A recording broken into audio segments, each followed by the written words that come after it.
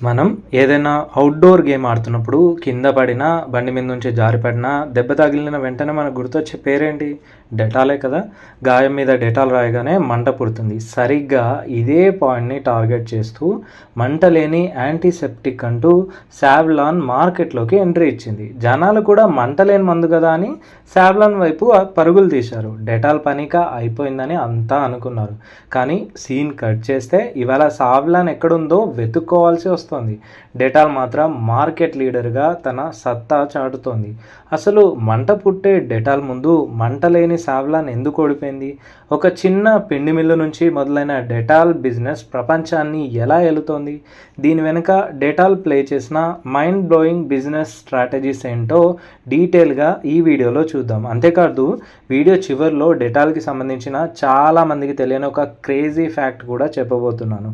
అది తెలిస్తే మీరు ఖచ్చితంగా ఆశ్చర్యపోతారు. కాబట్టి ఎక్కడా స్కిప్ చేయకుండా ఎండ్ వరకు చూడండి. ఈ స్టోరీ 1840లో ఇంగ్లాండ్లో ఐజాక్ రెకిట్ అనే వ్యక్తి ఒక పిండి మిల్లు స్టార్ట్ చేయడంతో మొదలైంది.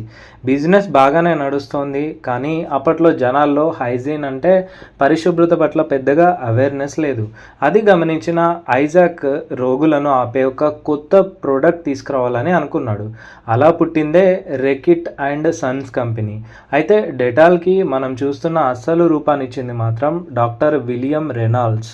1929లో ఆయన చర్మానికి ఎలాంటి హాని చేయకుండా కేవలం బ్యాక్టీరియాను మాత్రమే చంపే ఒక పవర్ఫుల్ ఫార్ములాను కనుగొన్నాడు. 1933లో లండన్ హాస్పిటల్లో దీన్ని వాడడం స్టార్ట్ చేశారు.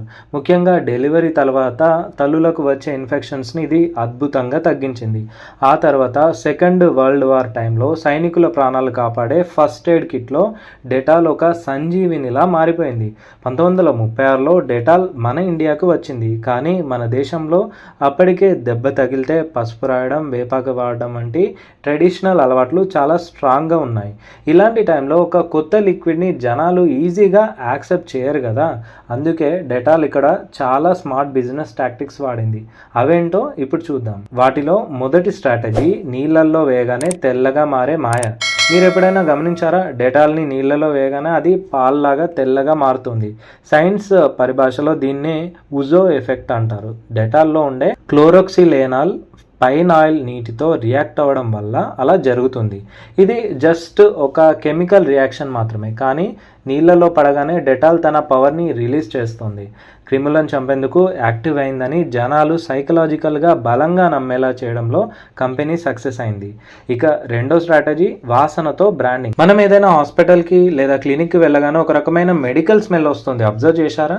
అది యాక్చువల్గా డెటాల్ స్మెల్. అందులో ఉండే పైన్ ఆయిల్ వాసనను జనాల బ్రెయిన్లో హైజీన్కి కేర్ ఆఫ్ అడ్రస్గా ఫిక్స్ చేసేశారు.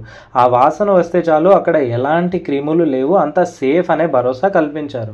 ఇక డెటాల్ బాటిల్ మీద ఉండే కత్తి గుర్తు కూడా ఆయుధంలో రోగాలను సంహరిస్తుంది అనే ఫీలింగ్ తీసుకొచ్చింది. డెటాల్ ప్రయాణంలో అసలైన ట్విస్ట్ సావ్లాన్తో జరిగిన business war. Johnson and Johnson company 1993లో సావ్లాన్ని మార్కెట్లోకి గ్రాండ్గా లాంచ్ చేసింది. మా మందు రాసుకుంటే అసలు మంట పుట్టదని ఓ రేంజ్లో యాడ్స్ ఇచ్చేసింది. ఇది జనాలకు బాగా కనెక్ట్ అయింది. ముఖ్యంగా పిల్లలకు దెబ్బ తగిలితే మంట పుట్టే డెటాల్ ఎందుకులే అని చాలామంది సావ్లాన్ కొనడం స్టార్ట్ చేశారు. దెబ్బకు డెటాల్ సేల్స్ అన్నీ దారుణంగా పడిపోయాయి. అప్పుడు డెటాల్ మేనేజ్మెంట్ కూడా మన ఫార్ములాను మార్చేద్దాం, మంట లేకుండా చేద్దాం అని అనుకున్నాయి. కానీ అక్కడే ఒక మాస్టర్ స్ట్రోక్ వేశారు. ప్రొడక్ట్ని మార్చే బదులు జనాల సైకాలజీతో గేమ్ ఆడాలని డిసైడ్ అయ్యారు. మన ఇండియన్స్ మైండ్ సెట్లో కష్టపడితేనే ఫలితం దక్కుతుందనే ఒక నమ్మకం ఉంటుంది. దెబ్బ తగిలినప్పుడు మంట పుడుతుందంటే లోపల ఉన్న క్రిములు చనిపోతున్నాయని అర్థం వచ్చేలా ఒక పవర్ఫుల్ మార్కెటింగ్ క్యాంపెయిన్ని డెటాల్ మొదలుపెట్టింది. అప్పటి వరకు డెటాల్కి మంట పుట్టడం అనేది మైనస్ పాయింట్, కానీ అదే మంటను తన బిగ్గెస్ట్ ప్లస్ పాయింట్గా ఒక పవర్ఫుల్ ఆయుధంగా మార్చుకుంది. నొప్పి ఉంటేనే అది అసలైన మందని జనాలు బలంగా నమ్మేలా చేసింది. ఈ ఒక్క ఎమోషనల్ అండ్ సైకలాజికల్ స్ట్రాటజీ దెబ్బకు సావ్లాన్ గ్రాఫ్ అమాంతంగా పడిపోయింది. తిరిగి మళ్ళీ మంట పుట్టే డెటాల్ వైపే జనం అంతా వచ్చేశారు. ఇవాళ యాంటీసెప్టిక్ మార్కెట్లో సావ్లాన్ షేర్ 15% లోపే ఉంది. డెటాల్ ఏకంగా 85% పైన ఉంది. ఇక స్టార్టింగ్లో చెప్పినట్టు డెటాల్ గురించి ఎవరికి తెలియని ఒక క్రేజీ ఫ్యాక్ట్ ఉంది.